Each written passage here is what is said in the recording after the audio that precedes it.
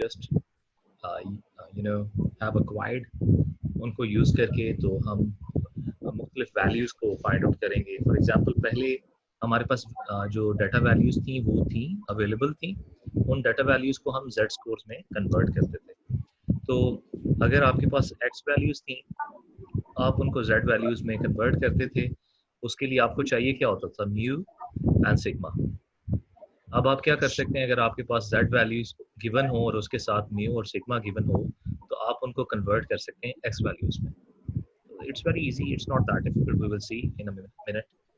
देखिए अब यहाँ पे लिखा हुआ है कि फाइंड दी z स्कोर। अब हमने z स्कोर फाइंड आउट करना है, लेकिन आपके पास x वैल्यूज नहीं है। यहाँ पे आपको क्या गिवन है, find the z score that corresponding cumulative area of 0.9973। पहले तो ये समझ लें कि ये कॉम्युलेटिव एरिया क्या है। तो जो आपने टेबल देखा था ना, उसके ऊपर लिखा हुआ है कॉम्युलेटिव प्रोबेबिलिटी टेबल। तो वो टेबल आपको कौन सा एरिया बताता है, कम्युलेटिव एरिया बताता है। तो जब भी कॉम्युलेटिव एरिया का ये आपको नजर आए तो इससे परेशान नहीं होना। कॉम्युलेटिव एरिया मींस कि इस जेड स्कोर से रिलेटेड एरिया कितना है। For example let's see here, ये आपके पास टेबल है। टेबल में अगर आपके पास ये एरिया गिवन है, तो आपने क्या करना है, आपने टेबल में ढूंढना है कि ये एरिया कहाँ पे। अब क्योंकि ये 0.99 है, मतलब 99%, इसका मतलब है कि बिल्कुल एंड पे होगा कहीं। तो आप देखें यहाँ पे 99, यहाँ 99, 70, 0, 70, 99, 71, 99, 72, and this is what I am looking for. तो ये टेबल में मुझे मिल गया। अब यहाँ पे z वैल्यू क्या होगी, ऑफ कोर्स जहाँ पे ये दो वैल्यूज इंटरसेक्ट करती हैं वो z वैल्यू होती है।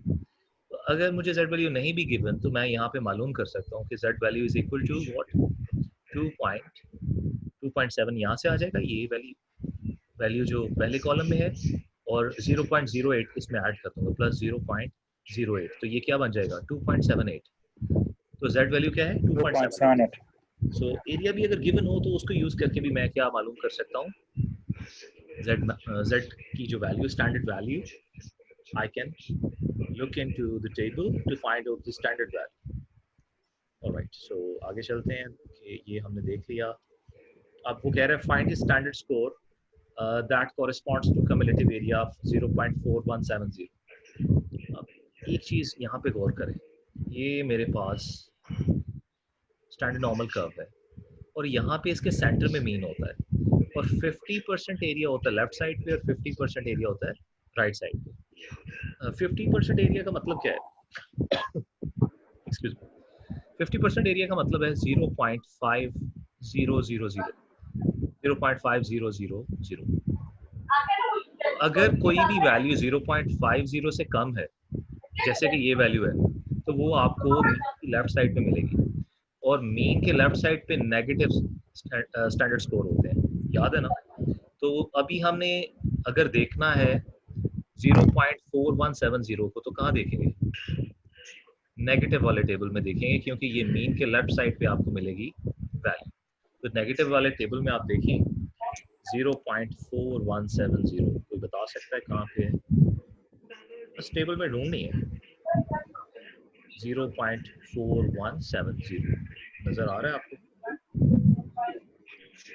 This is more interesting because table में आपको नजर नहीं आ रहा। तो आप क्या करेंगे, तो आप उससे जो क्लोजेस्ट वैल्यू होगी, but on the lower side, closest value जो है 2 है, यहाँ पे 4207 की क्लोजेस्ट वैल्यू कंसिडर की जा सकती है, 4168 भी की जा सकती है, लेकिन जो कम वाली होगी, मतलब 4170 से कम वाली जो भी वैल्यू उससे क्लोजेस्ट होगी, वो वाली आप यूज करेंगे। तो यहाँ पे -0.2, sorry let me rewrite this, -0.2 plus minus 0.01, that gives us minus 0.21. -0.21. So this would be the answer. This is how you find out the Z score. अब यहाँ पे बताता है कि find the Z score that corresponds to P75.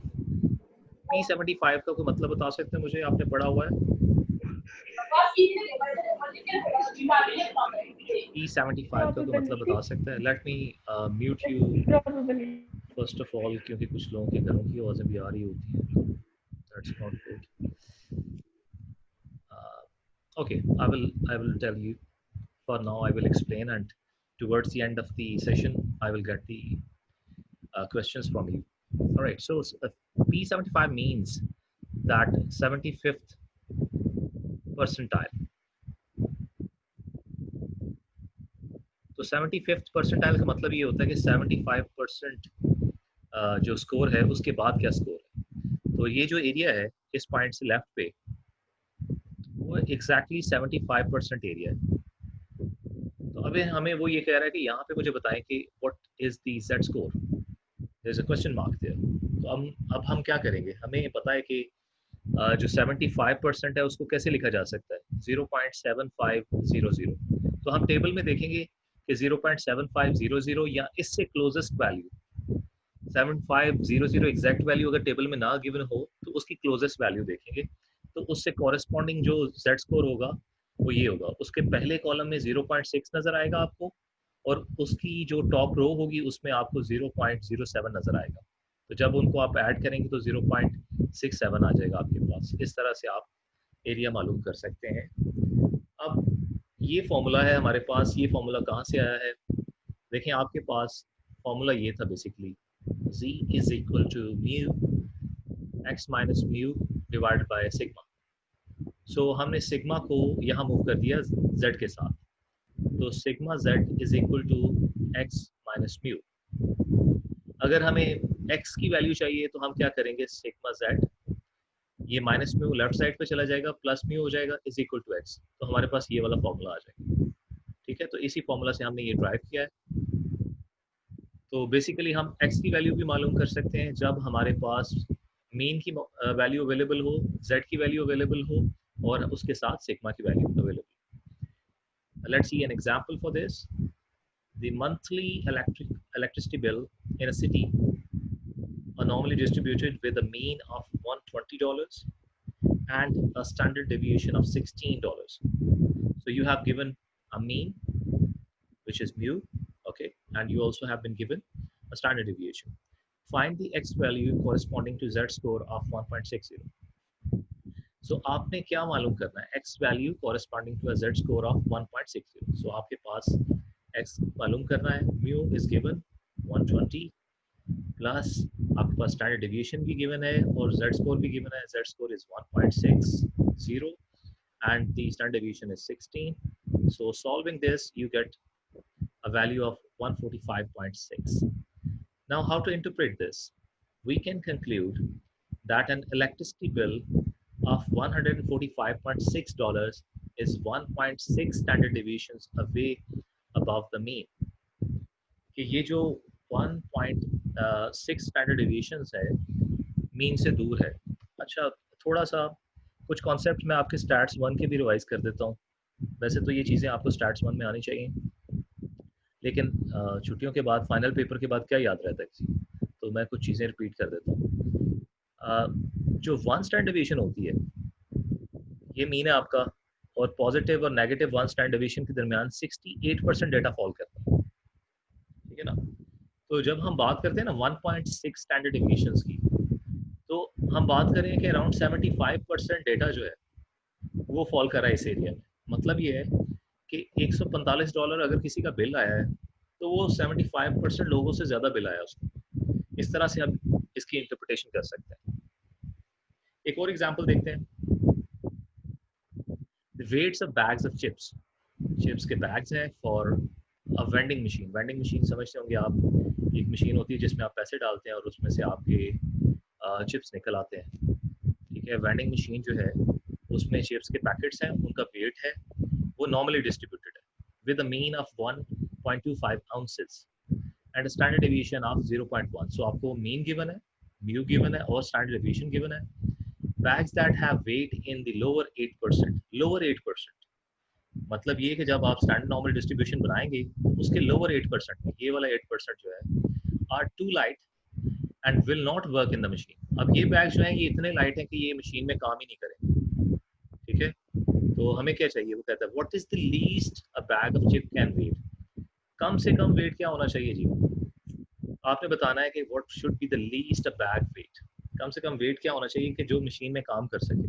तो हमें ये तो पता चल गया स्टैंडर्ड नॉर्मल डिस्ट्रीब्यूशन से कि लेफ्ट साइड पे जो है वो लोअर 8% जो है ये बैग काम नहीं करेंगे। तो ये पॉइंट है जहाँ पे वो वेट है कि इस वेट से ज़्यादा अगर वेट होगा तो ये वाले बैग जो हैं ये काम करेंगे। तो हमें ये पॉइंट मालूम करना है।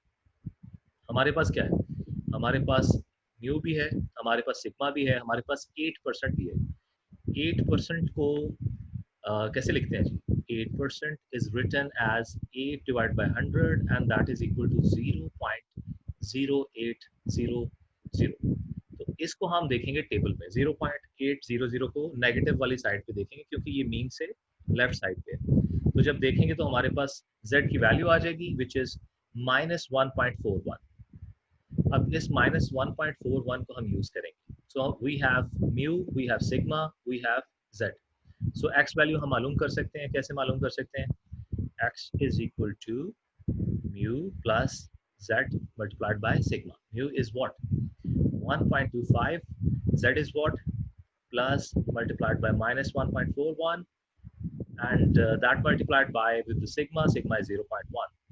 So इसको सॉल्व कर लेंगे तो हमारे पास आ जाएगा 1.11। सो 1.11 आउंसेस से कम का जितना भी वेट होगा बैग्स का वो मशीन में काम नहीं करेंगे। बट किसी भी बैग का कम से कम वजन होना चाहिए 1.11 आउंसेस इस मशीन में काम करने के लिए। Right, so I think this will help you. Next concept is central limit theorem, but before that I will take questions from you. So let me unmute you, all of you, और questions आप पूछ सकते हैं। Okay, from my side you are unmuted now. You guys can ask your questions.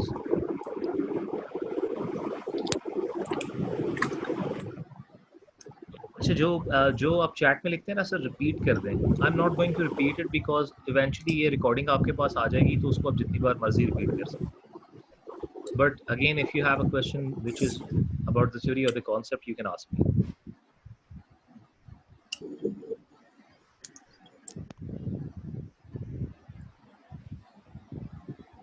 No question, that means you guys understand all of this?